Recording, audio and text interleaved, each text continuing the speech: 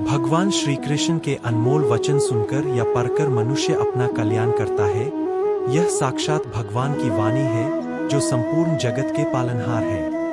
भगवान श्री कृष्ण के जीवन पर और श्रीमद् भागवत गीता में से कुछ अनमोल विचार मैं आपके साथ साझा करने वाला हूँ। इन्हें जीवन में अपनाकर निश्चित ही आपका कल्याण होगा। इनमें प्रेम, भक्ति, धर्म, समृद्ध जीवन, योग और पर अनमोल विचार साझा किए हैं। ये आपको अवश्य पसंद आएंगे। यहाँ हमने श्रीमद् भगवत गीता के कुछ अनमोल वचनों को आपके साथ साझा किया है।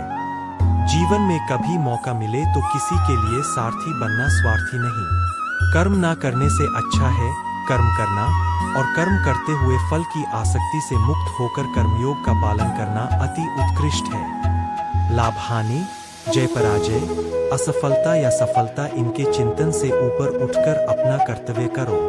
असत की सत्ता नहीं और सत का अभाव नहीं। आत्मा सत्य है। सभी धर्मों का त्याग कर मेरी शरण में आओ, मैं तुम्हारा उद्धार करूंगा। इस कलयुग में केवल वही बुद्धिमान है जो भगवान की उनके पार्षदों सहित सकीर्तन भक्ति करते हैं। दृश्य कपटी मनुष्य मेरी शरण ग्रहण नहीं करते।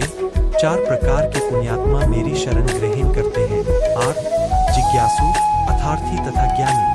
इस संसार में मेरे लिए कुछ असंभव नहीं है। ऐसा कुछ भी नहीं है जो मैं प्राप्त नहीं कर सकता, फिर भी निस्वार्थ कर्म कर रहा हूँ। जिस प्रकार मोती धागे के गूथे होते हैं, उसी तरह सब कुछ मुझ पर ही आश्रित है।